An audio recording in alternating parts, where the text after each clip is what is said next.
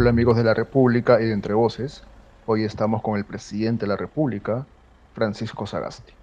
¿Qué puede esperar el país, los peruanos, de este gobierno? ¿A qué se comprometen en el Ejecutivo? En primer lugar, la tarea es devolver la tranquilidad, devolver la confianza y devolver la esperanza a la ciudadanía. Esa es la primera tarea. Es difícil, hemos tenido años muy duros, meses muy duros, semanas muy complicadas, y es una tarea en la cual esperamos tener por lo menos un mínimo de éxito que asegure las posibilidades de realizar una elección libre, tranquila, sin contratiempos, que siente las bases del nuevo gobierno del bicentenario de la independencia con un poco de optimismo y fe en el futuro. Ok, elecciones, pandemia y economía. Son los tres principales, y el cuarto, por supuesto, es seguridad y educación. En fin, ya hemos hablado mucho sobre el tema de pandemia, hemos hablado mucho sobre el tema de elecciones y recuperación, pero no olvidemos que también hemos tenido a los estudiantes bastante afectados. Algunos podrían perder el año simple y llanamente porque no hubo clases. Es decir, la recuperación del tiempo perdido en educación es también una prioridad. Primero que nada, quería tocar un tema que saltó ayer. Ha llamado la atención de declaraciones a Reuters, ¿no? Usted me ha dicho, no nos parece una prioridad inmediata en referencia a la posibilidad de apoyar un referéndum para impulsar una nueva constitución. Mi duda es la siguiente, completa.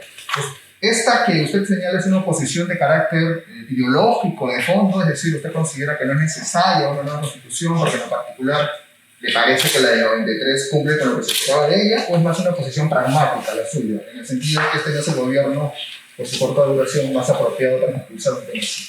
Es el caso, ¿no? La posición en este sentido es que con tantos otros temas pendientes, y si bien considerando que es muy importante el tema constitucional, ya lo vemos ahora los vacíos que hay, por ejemplo, la última decisión del Tribunal Constitucional devuelve, pues, digamos, el tema al Congreso en términos de aclarar lo que es la incapacidad moral permanente. O sea que de hecho hay cambios que introducir en la Constitución.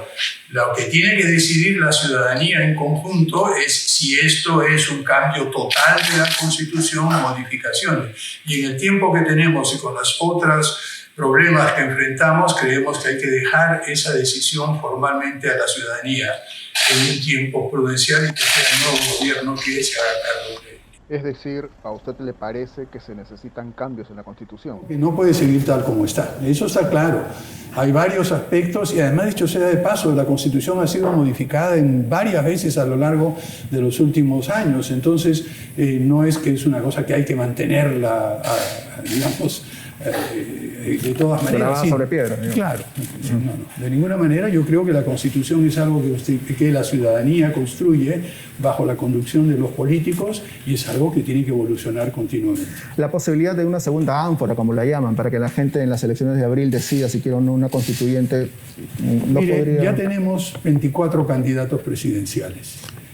La ciudadanía a la hora de votar va a tener que estar escogiendo entre 24 candidatos presidenciales. Vamos a tener además listas para el Congreso. Y el Parlamento. No, y además, perdón, también tenemos el voto preferencial. Realmente estas elecciones van a ser bastante desafiantes, digamos, para el elector. Complicar con un tema adicional sería bastante difícil. Ok, sobre la decisión del TC, justamente lo que usted ha tocado, dijo... en esta entrevista con Reuters, esperábamos que el Tribunal Constitucional ayudara a dar una interpretación a esta frase tan complicada que es incapacidad moral permanente. ¿Teme que la vacancia por incapacidad moral sea utilizada también en su contra? Eso depende del Congreso, dado de que no hay una guía sobre cómo debe interpretarse, eso queda en manos del Congreso. Nosotros no tenemos temor ni esperamos nada, estamos aquí para servir. Nos ha puesto el Congreso en una situación de bastante responsabilidad y trataremos de cumplir lo mejor en eso. ¿Confía en el Congreso, presidente Sagasti? ¿Perdón? ¿Confía en el Congreso, presidente Sagasti? Yo creo que el Congreso ha dado un salto importante en las últimas semanas en términos de reflexión y yo espero que la relación que construí cuando era congresista con mis compañeros en el Congreso continúe de la misma manera que la he tenido hasta el momento que fue designado presidente. Espera. Espero con un buen grado de confianza.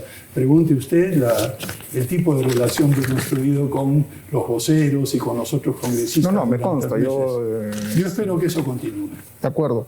¿Usted es plenamente consciente de que el puesto que en estos momentos ocupa de presidente es gracias a los miles, decenas de miles de jóvenes que salieron a protestar contra la usurpación de Manuel Merino y Lama?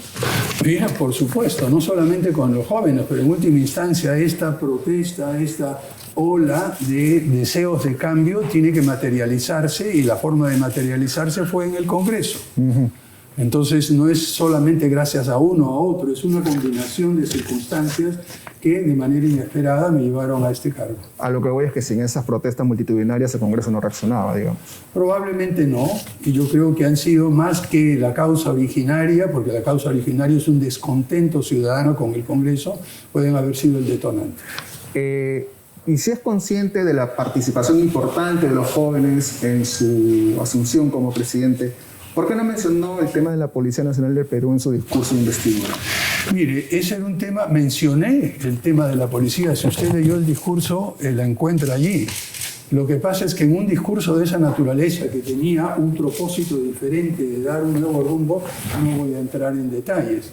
Esos temas vienen para adelante. Ya la presidenta del Consejo de Ministros ha dado entrevistas y claramente ha explicado nuestra posición. Y en eso simplemente no tengo nada que añadir a lo que ha dicho la primera presidenta del Consejo de Ministros. Este gobierno, por el origen que tiene, a raíz de las protestas, etcétera, ¿no debería comprarse el pleito de empezar una reforma policial en profundidad? No digo que la acabe, no estoy diciendo que la acabe en 8 meses. Digo, ¿no debería comprarse el pleito por lo menos para empezar la reforma al menos? Mire, eso lo vamos a hacer en muchos campos. El campo de la policía es importante, pero también hay otros campos en los cuales esperamos hacer reformas profundas, empezando por el campo de ciencia, tecnología e innovación. Su tema. Que es un tema que yo he trabajado, pero no solamente lo he trabajado a nivel intelectual. Desde el Congreso ya hay una propuesta de una nueva estructura. Lo que en estos casos en los cuales hay que hacer reformas profundas, lo que un gobierno de transición y de emergencia en realidad, porque no nos olvidemos que no es solamente la transición política, es una emergencia de todo tipo a nivel nacional. Lo que podemos hacer, como dije en mi discurso, por un lado es dar un rumbo, en segundo lugar ver qué cosa podemos hacer en la práctica, y en tercer lugar dejar iniciadas y planteadas las bases para que el próximo gobierno libremente elegido el 11 de abril de 2021 pueda trabajar sobre esas bases. ¿Me está respondiendo que en el caso de la policía evaluarían empezar una reforma? Bueno, estamos evaluando la situación actual. Yo creo que más que reforma es fortalecimiento. La policía realmente ha tenido un papel excepcional durante la pandemia. Muchísimos policías han sido realmente víctimas del COVID-19. La policía ha recibido un apoyo mayoritario de la ciudadanía durante todo este proceso. Entonces, por favor, recordemos lo que es la policía desde hace algún tiempo como institución. No pensemos que hay que reformarla por el actuar de algunos malos elementos. Lo que tenemos que hacer es fortalecerla, pero incluso para estos temas dejaremos las bases en el corto tiempo que tendremos. Hablemos de los malos elementos entonces. ¿Cuándo se van a apartar a los jefes policiales responsables de para permitir una correcta investigación de la Cuando Junta? termine la investigación. ¿O usted quiere? No, yo creo que no hay que adelantar opinión sobre eso. Cuando se termine la investigación, se tenga la evidencia, ese será el momento de hacerlo. ¿Y hay alguna previsión de cuándo se podría acabar con la investigación? Yo creo que esos detalles tienen que preguntárselos al ministro del Interior. ¿Se debería eliminar el Grupo Terna, como están sugiriendo algunos? Mire, el Grupo Terna tiene otras funciones. El Grupo Terna no fue creado para intervenir en manifestaciones legítimas y que están lanzadas por la Constitución. El Grupo Terna fue creado con otro propósito para casos graves de raqueteros, traficantes de drogas, violencia de esa naturaleza. Para eso habría que ver si continúa o no, pero definitivamente no tiene que ver nada en mantenimiento del orden público en una manifestación como las que hemos visto en los últimos días. Habría que ver si continúa o no, entonces, de acuerdo. Hablemos un poco de las otras tareas urgentes, fuera del tema de las elecciones. En la economía, por ejemplo. ¿Qué podemos esperar de acá a 8 meses de su gobierno en el tema económico, presidente? Bueno, lo que podemos esperar es encauzar la recuperación económica de una manera adecuada, que recuperar parte del empleo, sobre todo en algunas actividades críticas para la economía nacional, que generan, y vuelvo al tema de empleo. Por ejemplo, ¿qué podemos hacer en todo el tema de gastronomía, hotelería, turismo? La ministra Claudia Cornejo tiene a cargo esa delicada tarea. En el campo de reactivación económica tenemos al ministro de Producción, tenemos al ministro de Agricultura, tenemos al ministro de Transportes y Comunicaciones, algo que se puede hacer y que vamos a hacer, básicamente revitalizar la inversión pública que ha sido ralentizada, o sea, digamos, demorado un poco. Ese es uno de los grandes temas. Y se ha demorado básicamente por el tema de la pandemia. Entonces, lo que vamos a ver es, por un lado, ver cómo desde el Estado se puede avanzar, pero por otro lado, crear las condiciones para que el sector privado tenga confianza y vuelva a invertir y vuelva a recuperar el empleo perdido. ¿Está pensando en reactivación minera, por ejemplo? Miren, reactivación agrícola, reactivación minera, reactivación en el campo de la pesquería, reactivación en el campo de turismo y gastronomía. Recordemos, no nos obsesionemos con uno o con otro sector. El país tiene el privilegio de tener unas posibilidades de recursos naturales y de actividades económicas muy amplia, y lo que hay que reforzar es esa diversidad de actividades productivas sin fijar nuestra atención a una sola. De acuerdo. Hay un déficit fiscal muy grande. ¿Cómo piensan cubrirlo? ¿Perdón? ¿Cómo piensan cubrir el déficit fiscal en estos momentos? Aquí hay soluciones de corto y de mediano plazo. En el corto plazo vamos a recurrir, como ya se ha dicho y como lo anunció anteriormente el gobierno, al endeudamiento. Eso es lo que hay que hacer. Dicho sea de paso, esa ha sido la solución en la cual han encontrado todos los países del mundo. Ahí no nos estamos saliendo de la línea, digamos. No, pero no saliendo de la línea, pero sí estamos primeros en el siguiente sentido. El Perú está en condiciones privilegiadas para endeudarse, porque tenemos el endeudamiento público en proporción al PBI está entre los más bajos, y si no el más bajo de la región en América Latina. En América Latina el promedio está en 60-70%, y el Perú está ahora en 28%. Tenemos espacio. De acuerdo. Vayamos ahora al tema de la pandemia para que no nos gane tanto el tiempo. Sí. ¿Qué piensan hacer para que la segunda ola, que teóricamente va a llegar, no nos golpee tanto? Varias cosas. En primer lugar, tenemos que tener en mente que la solución no puede ser uniforme en todo el país. Vamos a tener que diferenciar por regiones, por zonas de contagio, etc. Eso es la primera cosa que tenemos que hacer. En segundo lugar, hay tareas de prevención y hay tareas de cura, de tratamiento.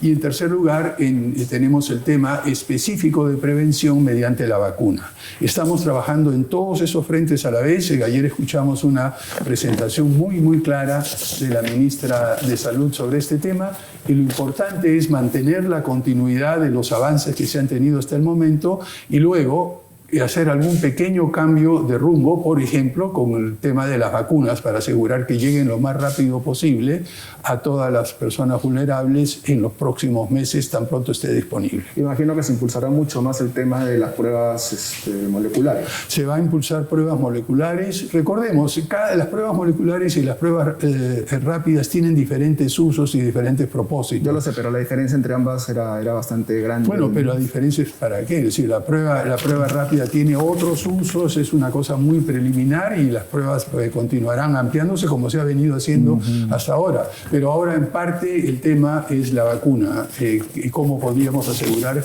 y hemos estado conversando cuál es la secuencia, quién va a ser el proveedor, cuáles van a ser los costos, cómo vamos a hacerlo. De acuerdo. Estuve viendo algunos videos en los que usted participa, varios. Hay uno en una charla en el Consejo Nacional de Educación. Señala que el Perú es un país al que no le falta imaginación ni capacidad para pensarse en el futuro, ¿no? Aunque pocas veces lo hace con evidencia, digamos. ¿Cómo se imagina usted al Perú de acá a 8 meses?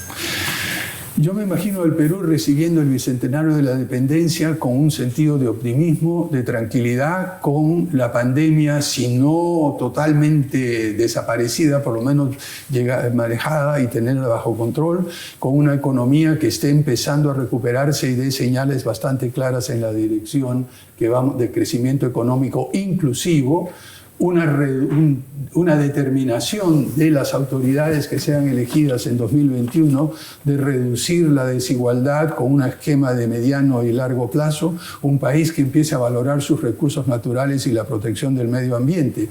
Es decir, tratar de introducir un cambio en la manera de ver nuestro país, que puede ser una de las contribuciones que podríamos hacer, y al mismo tiempo en algunas cosas específicas demostrar, como usted ha dicho hace un momento, que las ideas pueden ponerse en práctica de una manera real, efectiva, en el corto plazo en algunos casos, pero que demuestren que sí podemos salir de la situación tan crítica en que nos hemos visto en los últimos meses. Usted ha dicho que va a mantener una neutralidad a prueba de balas, digamos, ¿no? Definitivamente. Ajá. Ahora, me imagino que también es consciente de que de su gestión dependerá también o no el éxito de su partido en esas elecciones, ¿no? Yo no pienso en eso. Para mí el éxito del país es lo que me interesa, no me interesa el éxito de uno u otro partido. El momento que entré a Palacio de Gobierno, en el momento que fui designado presidente encargado de la presidencia, empecé a pensar en el país mucho más que en uno o en otro interés particular. Y la última pregunta, porque ya sé que tiene que ir a la ceremonia y me van a sacar de acá. ¿Qué pasó en esas negociaciones que entró y salió? Nunca quedó muy claro. En la confección de la lista, quiero decir. Mi pregunta es puntual. ¿Usted en algún momento dijo, no me interesa este cargo? No es que diga no me interesa. Mire, yo creo que es difícil para mucha gente y muchas personas que no tenían esa concepción de mi generación. Aquí es simplemente una vocación de servicio. Uno está para lo que se le necesite. No es que me interesa o no me interesa una cosa. Y en mi caso, básicamente, no he buscado ni uno ni otro puesto. No busqué activamente en ningún momento la presidencia, sino simplemente me tocó asumir esa responsabilidad. ¿Y se la pensó o dijo, mejor no me meto en esto? Cuando llama una circunstancia como esa, por más que uno quiera decir, bueno, me toca. Es difícil, podrá ser una cosa muy complicada, pero tengo que hacerlo lo mejor posible. Ok, presidente Sagasti, no le quito más tiempo, le agradezco mucho estos 20 minutos y le deseo el mejor de los éxitos. Muchas gracias a usted, Enrique, y a todos los amigos de la República. No, muchas gracias a usted. Gracias.